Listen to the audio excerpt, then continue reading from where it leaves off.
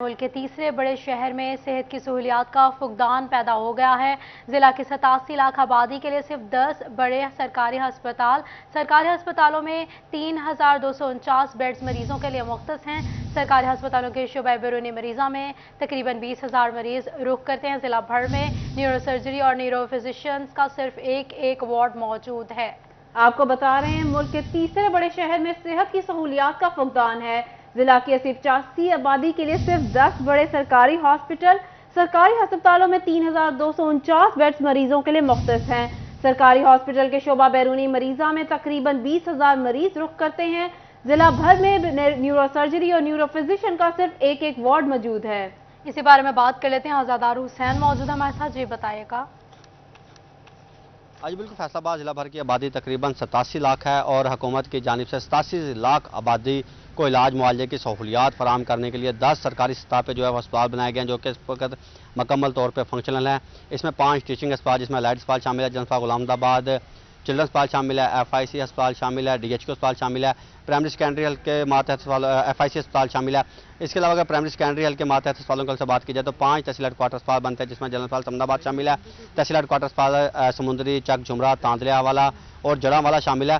और इस तरह टोटल 87 लाख आबादी के लिए हुकूमत की जानिब से जो अस्पतालों में बेड मुख्तस किए गए हैं, उनकी तादाद जो है 3249 है।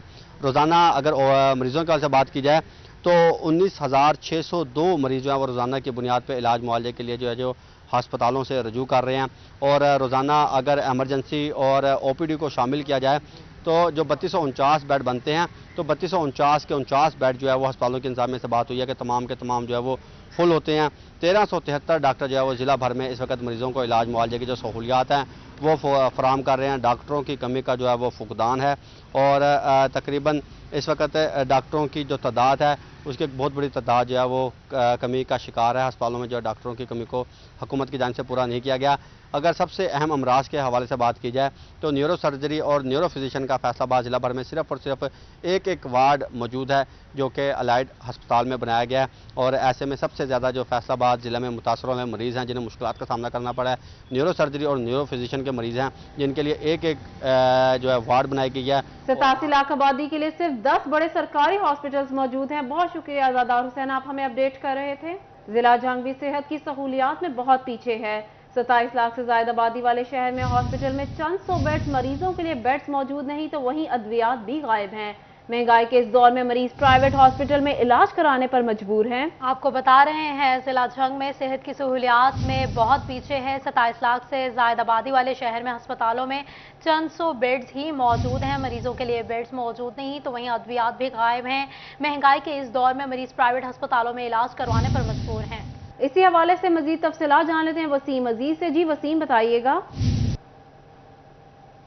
जी बिल्कुल, जंग फैसलाबाद का कदीम ज़िला होने के बावजूद जो है वो सेहत की सहूलियात से महरूम है। यहाँ पर जो है वो 27 लाख से ज़ायद आबादी का ये ज़िला है। अगर हम बात करें यहाँ पर सेहत की सहूलियात की, तो यहाँ पर सिर्फ 554 बेड ही मौजूद हैं मरीज़ों के इलाज के लिए।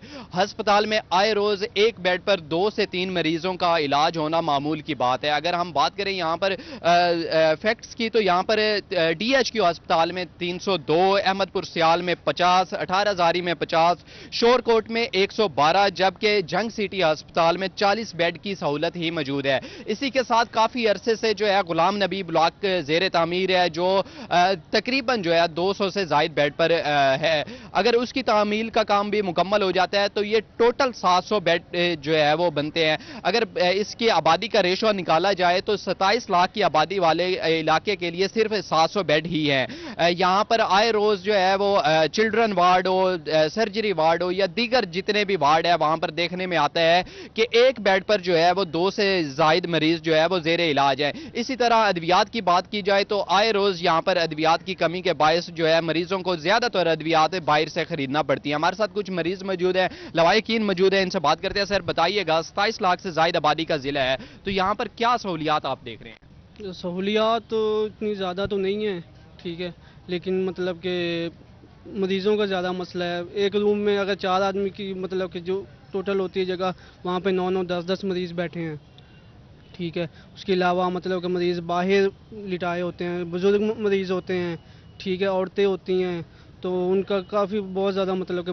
मसला आ रहा है इस चीज़ का। इनका कहना है कि मरीज जो है वो स्ट्रेचर पर भी बिठाकर उनका इलाज किया जा रहा है। हमारे पास और कुछ शहरी मौजूद हैं। आप बताइएगा भाई, अद्वियात की कैसी सहूलियात आप यहाँ पर देख रहे हैं? अद्वियात जो नॉर्मल है वो तो यहाँ से मिल जाती है, जो महंगी आइटम है वो बाहर से खरीदनी पड़ती हैं, और उसके लिए ज़्यादा जो गरीब लोग हैं उनको बहुत ज़्यादा मसला दरकार है। गरीब जो तबका है वो अफोर्ड नहीं कर सकता।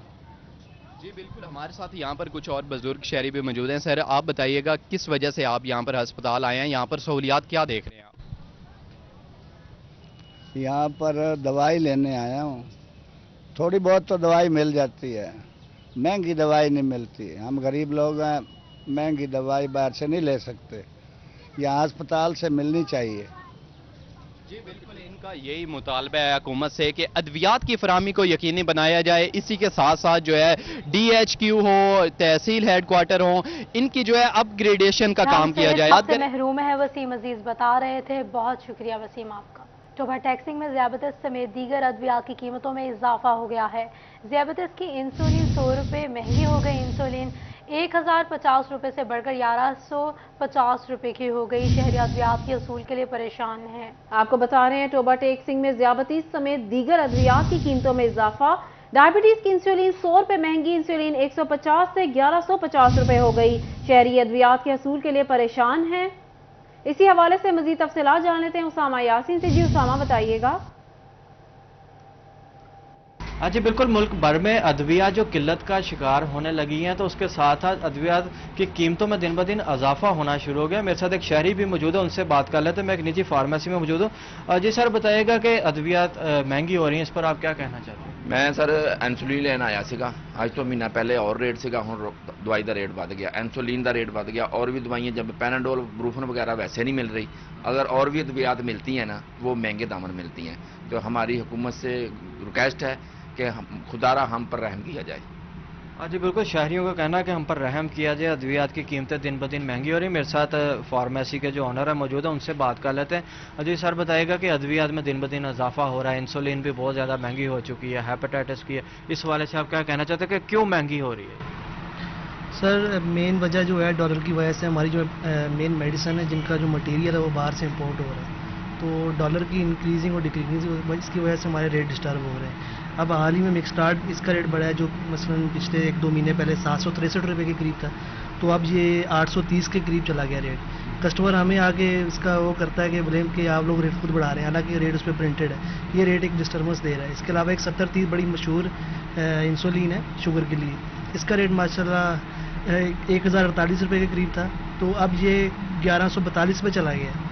अब इस पर हम क्या कस्टमर को सेटिस्फाइड करें, वो हमें ब्लेम करी जा रहे हैं कि आप लोग रेट बढ़ा रहे हैं। अच्छा, इसके अलावा एक चीज़ है, ब्लड बैग है, जो ब्लड बैग लोग यूज़ कर रहे थे, उसका रेट तकरीबन 100% बढ़ा है। वो 450 इसके करीब रिटेल बनती थी, उसके हम दे रहे थे, अब वो 600 करीब इसके ऊपर कुछ जगह वो बिक रहा है, तो रेट ऊपर चला गया। ब्रूफन गोली है, ये कभी 1-2 महीने में एक बार आ जाती है, 400-200 mg तो वैसे नहीं आजकल आ रही, 400 mg आ जाती है, वो दे रहे हैं। एक टीका है जो उसमें इस्तेमाल करवाते हैं गायनीज की डॉक्टर, प्रेसेज है, वो तकरीबन 2 महीने वो जा रहे हैं उसको, लेकिन वो अभी तक अवेलेबल नहीं है मार्केट में, तो उसकी मतबादल भी अवेलेबल नहीं है हमारे पास। हाँ जी बिल्कुल, उनका कहना है कि डॉलर की जो उड़ान दिन ब दिन ज़ियाबतीस समेत दीगर अद्वियात की कीमतों में इजाफा हो रहा है। बहुत शुक्रिया उसामा यासीन, आप हमें अपडेट कर रहे थे।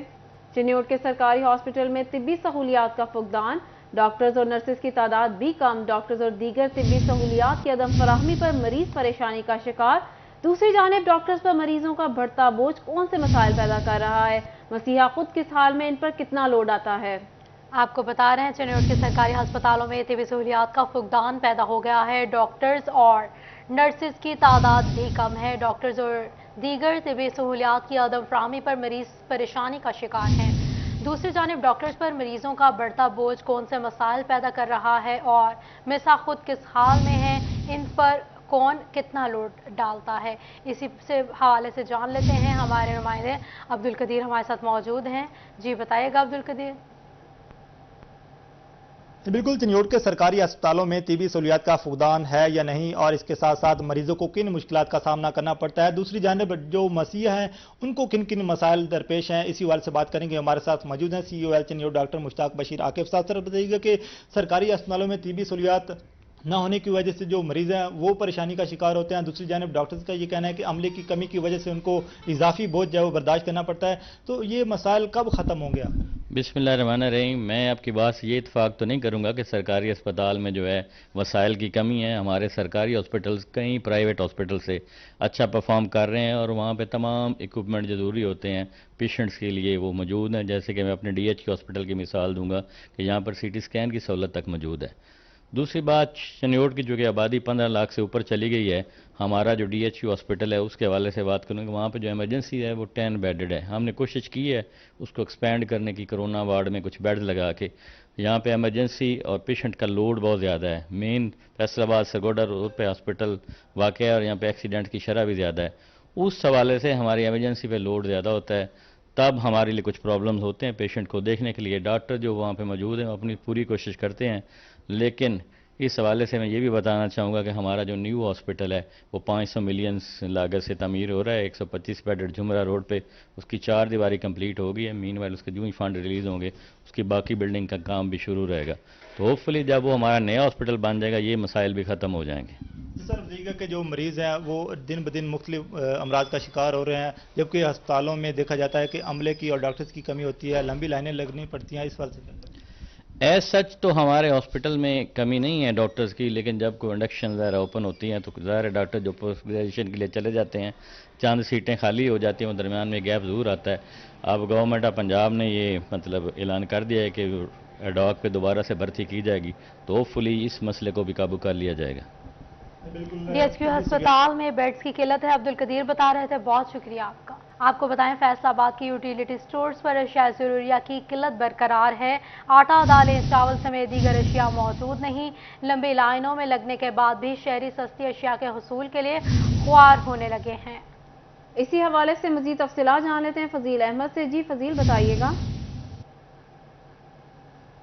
जी बिल्कुल, फैसलाबाद के यूटिलिटी स्टोर्स पर अशिया खुर्दनोश की शदीद किल्लत है। किल्लत दूर करने के लिए हुकूमत की जानिब से इकदाम जो हैं वो शहरियों का कहना है कि नहीं किए जा रहे। जब भी यूटिलिटी स्टोर्स का चक्कर लगाते हैं तो अशिया खुर्दनोश नहीं मिलती और महंगे दामों ओपन मार्केट से शहरी जो हैं वो अशिया खुर्दनोश खरीदने पर मजबूर हैं। शहरी मेरे साथ मौजूद हैं, उनसे पूछते हैं। जी बताइएगा, क्या कहेंगे, अशिया खुर्दनोश ना मिलने से क्या मुश्किलात हैं, क्या कहें? वो जब भी आते काम काज छोड़ के आते हैं, कोई चीज़ नहीं मिलती यहाँ से। घी का पोछले नहीं है, आटे का पोछले नहीं है, चीनी नहीं है, ऐसी चीज़ें रखी हैं जो मार्केट में नहीं है। साबन है वो भी जो बाज़ार में नहीं बिकते वो इधर पड़े होते हैं। तो जब भी आते हैं बस खाली हाथ ही चले जाते हैं। बिल्कुल, जब भी आते हैं खाली हाथ लौटने पर मजबूर होते हैं शहरी। और यूटिलिटी स्टोर्स पर शहरी जो हैं वो लाइनों में लगते हैं। कैमरामैन वकास आपको दिखाएंगे कि ये लाइन जो है वो लगी हुई है और घंटों लाइन में लगने के बावजूद शहरियों को जो है वो अशिया खुर्दनोश नहीं मिलती। शहरियों को कहना है कि यूटिलिटी स्टोर्स पर अशिया ज़रूरिया की किल्लत बरकरार है। बहुत शुक्रिया फजील अहमद, आप हमें आगाह कर रहे थे। अब बात करते हैं तलाक की शरह के बारे में। फैसलाबाद में शादियों की निस्बत तलाक की शरह में खतरनाक हद तक इजाफा हुआ है। शादी में नाकामी का तनासुब 30% तक पहुंच गया। फैमिली कोर्ट के अदाद-ओ-शुमार के मुताबिक रोजाना 20 अफराद तनसीख निकाह के लिए अदालत से रजू कर रहे हैं। फैमिली कोर्ट में हर 20 मिनट बाद तनसीख निकाह का एक केस रिपोर्ट हो रहा है। इसी हवाले से मजीद तफसीलात जान लेते हैं हाशिर वड़ाई से। जी हाशिर बताइएगा। जी बिल्कुल, फैसलाबाद शहर की अगर बात की जाए तो फैसलाबाद शहर के अंदर शादियों की निस्बत जो तलाक की शरह है उसमें दिन ब दिन इजाफा देखने में आ रहा है। और अब आज के दिन की अगर बात की जाए तो इस दौरान जो तलाक की शरह है वो तकरीबन 30% तक पहुंच चुकी है। 2020 से लेकर अब तक जो सिविल कोर्ट्स हैं उनके अंदर तकरीबन 15,000 से जो जायद है मुख्तलिफ केसेज हैं खुला के वो इस वक्त ज़ेर समाअत हैं। और रोज़ाना की बुनियाद पर तकरीबन 20 जो अफराद हैं वो खुला के लिए अदालत के अंदर जो है वो रजू करते हैं। इसके साथ साथ अगर मिनटों की बात की जाए तो तकरीबन हर 20 मिनट के बाद खुला का जो एक केस है वो फैसलाबाद की सिविल कोर्ट्स के अंदर जो है वो दायर होता है। इस हवाले से जो सीनियर वकला हैं उनका यही कहना है कि क्योंकि जो शोहर हैं उनकी जानिब से ख़वातीन पर तशद्दुद किया जाता है और उनको उनके हकूक़ जो है वो नहीं दिए जाते, जिसके बाद इस तरह के खुला के जो केसेज हैं उनमें दिन ब दिन जो इजाफा है वो होता जा रहा है। और अदालतों के अंदर जितने भी केसेज दायर हुए हैं, ताल होला कि उनमें से तकरीबन 80% जो केसेज हैं वो इस वक्त शहरी आबादी के हैं, जबकि 20% केसेज जो हैं वो देही इलाकों के। इसके साथ साथ जितने भी केसेज अभी तक दायर हुए हैं उनमें से 100% में से तकरीबन 60% जो केसेज हैं वो लव मैरिज के केसेज हैं, जिनमें शादी के बाद जो है वो अदालत के अंदर तलाक की शरह में इजाफा हो रहा है। हाशिर राज बताया तो बहुत शुक्रिया आपका। आपको बताएं, फैसलाबाद में गर्मी के मौसम में भी सुई गैस की रिकॉर्ड लोड शेडिंग जारी है। शमसाबाद के रिहायशियों के मामूलात जिंदगी मुतासर हो गए हैं। सुबह के औकात में भी गैस प्रेशर कम है। बच्चे बड़े बगैर नाश्ते ही स्कूल और दफातर जाने पर मजबूर हैं। आपको बता रहे हैं, फैसलाबाद में गर्मी के मौसम में भी सुई गैस की रिकॉर्ड लोड शेडिंग जारी है। शमसाबाद के रिहायशियों के मामूलात जिंदगी मुतासर। सुबह के औकात में ही गैस प्रेशर कम है। बच्चे बड़े बगैर नाश्ते ही स्कूल और दफातर जाने पर मजबूर हैं। इसी हवाले से मजीद तफसीलात जान लेते हैं मोहम्मद अली नारो से। जी मोहम्मद अली, बताइएगा। जी बिल्कुल, गर्मी के मौसम में भी जो सुई गैस की लोड शेडिंग है उसने रिकॉर्ड तोड़ दिए। इस वक्त मैं मौजूद हूँ शमसाबाद के इलाका में, जहाँ पर सुबह के औकात में जो गैस की लोड शेडिंग है वो मामूल बन गया है। बच्चे बड़े जो हैं वो बगैर नाश्ते के स्कूल और दफातर जाने पर मजबूर हैं। जो ख़वातीन हैं वो परेशान नज़र आती हैं, मेरे साथ मौजूद हैं, इनसे बात करते हैं। जी बताइएगा, सुबह के औकात में लोड शेडिंग मामूल बन गया है, क्या कहेंगे? अस्सलाम वालेकुम। पहले तो मैं बात करना चाहूँगी कि गैस की लोड शेडिंग आजकल इतनी ज़्यादा हो रही है कि बच्चे बगैर नाश्तों के स्कूल जा रहे हैं, बड़े ऑफिस जा रहे हैं और गैस नहीं होती। वो डेली कहते हैं कि नाश्ता बनाओ, तो सुबह उठते हैं तो चूल्हा बंद, गैस ज़रा भी नहीं आती। सर्दियों में इतनी ज़्यादा लोड शेडिंग और गर्मियों में भी यही हाल है। मेरी कौम से अपील है कि प्लीज़ इसको ज़रा कम करें और प्लीज़ हमें इसकी फराहमी करें। बिल्कुल, जो गैस की लोड शेडिंग है वो ख़त्म की जाए और फरहमी जो है वो बनाई जाए। यहाँ पर और भी खातून मौजूद हैं, इनसे जानते हैं। जी आप बताइए। हाँ जी, सर्दियों में तो चलें बिल्कुल ही नहीं आती है, गर्मियों में भी नहीं आ रही है।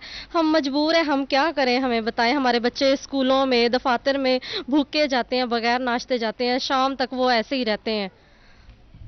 बिल्कुल, जो बड़े हैं बच्चे हैं वो बगैर नाश्ते के स्कूल जाने में मजबूर हैं। जो इलाका मकीन है वो मेरे साथ भी मौजूद हैं। जी आप क्या कहेंगे? भाई मैं ये अस्सलाम वालेकुम, पहले ये कहना चाहता हूँ कि देखें, ये गैस की लोड शेडिंग जो है ना सुबह से जो शुरू होती है ना, तो ना तो नाश्ता किया जाता है, ना तो कोई बच्चे स्कूल जा पाते हैं। तो इनसे फैसलाबाद में सर्दियों से कबल ही गैस लोड शेडिंग जारी है। बहुत शुक्रिया मोहम्मद अली नारो, आप हमें अपडेट कर रहे थे। अब बात करते हैं सुई गैस कनेक्शन पर पाबंदी खत्म करने के हवाले से।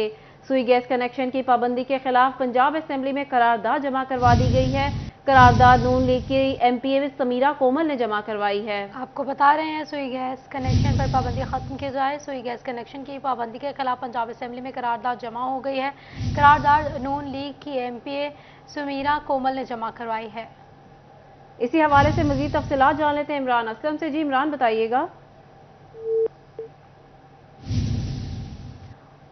हमारा राब्ता नहीं हो पा रहा। आपको बता रहे हैं, सुई गैस कनेक्शन पर पाबंदी खत्म की जाए। सुई गैस कनेक्शन की पाबंदी के खिलाफ पंजाब असेंबली में करारदाद जमा करवाई गई है। आपको बता रहे हैं, सुई गैस के हवाले से सुई गैस कनेक्शन पर पाबंदी खत्म की जाए। सुई गैस कनेक्शन की पाबंदी के खिलाफ पंजाब असेंबली में करारदाद जमा करवा दी गई है। करारदाद नून लीग की एमपीए समीरा कोमल ने जमा करवाई है। आपको बता रहे हैं, सुई गैस कनेक्शन पर पाबंदी खत्म की जाए। सुई गैस कनेक्शन की पाबंदी के खिलाफ पंजाब असेंबली में करारदाद जमा हुई है। करारदाद नून लीग की एमपीए ने जमा करवाई है। हमारा राब्ता बहाल हो गया है इमरान असलम से। जी बताइएगा इमरान असलम। आपको बताएं, विफाकी हुकूमत के सिर्फ 4 प्रोग्राम के तहत 181 बिजली कारी के मंसूबे नामुकम्मल हैं। डेवलपमेंट विंग रिकॉर्ड ने फेस्को की कारकर्दगी का भांडा फोड़ दिया है। 28 करोड़ की लागत के बिजली कारी के मंसूबे अधूरे हैं। मुख्तलिफ एनीस में बिजली फराहमी के मंसूबों पर काम शुरू न हो सका। आपको बता रहे हैं, विफाकी हुकूमत के C4 प्रोग्राम के तहत 158 बिजली सरकारी के मंसूबे नामुकम्मल। डेवलपमेंट विंग रिकॉर्ड ने फेस्को की कारकर्दगी का भांडा फोड़ दिया। 28 करोड़ की लागत के बिजली के बिल के मंसूबे अधूरे हैं। मुख्तलिफ एनएस में बिजली फराहमी के मंसूबों पर काम शुरू ना हो सका। इसी हवाले से मजीद तफसीलात जान लेते हैं इमरान असलम से। जी इमरान, बताइएगा। वफाकी हुकूमत के मनसूबा सैफ 4 के तहत फैसलाबाद में फेस्को की 151 स्कीमें ताहाल अधूरी हैं।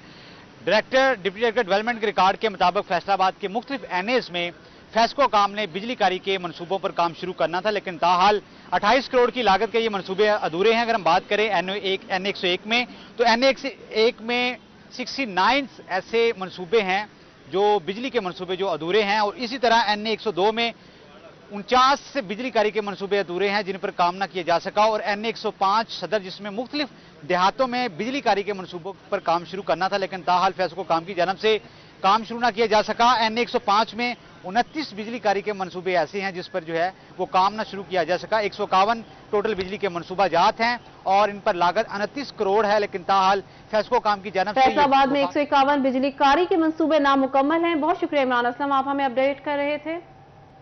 आपको बताएं, नाकिस मटीरियल बड़े हादसे की वजह बनने को तैयार है। अबू अनीस बरकत अली अंडरपास की दीवार से नहरी पानी की लीकेज जारी है। मेट्रोपॉलिटन कॉरपोरेशन की जानिब से इस्तेमाल होने वाला नाकिस मटीरियल बड़े हादसे रोनुमा होने की वजह बन सकता है। आपको बता रहे हैं, नाकिस मटीरियल बड़े हादसा की वजह बनने को तैयार है।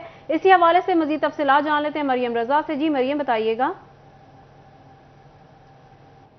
जी, फैसलाबाद में नाकिस मटेरियल इस्तेमाल करने की वजह से जो है बड़े हादसे जो है वो रूनुमा हो सकते हैं। इस वक्त मैं बरकत अली अंडरपास के अंदर मौजूद हूँ, जहाँ पर जो है नहर का पानी जो है उसकी लीकेज जो है यहाँ पर शुरू हो गई। अगर मेरे कैमरामैन आपको दिखा सकें तो इस अंडरपास में जो है तेज रफ्तारी के साथ ट्रैफिक जो है वो गुजरती है और ये बहुत ही मशहूर अहम शहरा है, लेकिन उसके साथ साथ यहाँ पर पानी की लीकेज जो है नहर से शुरू हो चुकी है, जो एक बड़े हादसे की जो है वो वजह बन सकती है।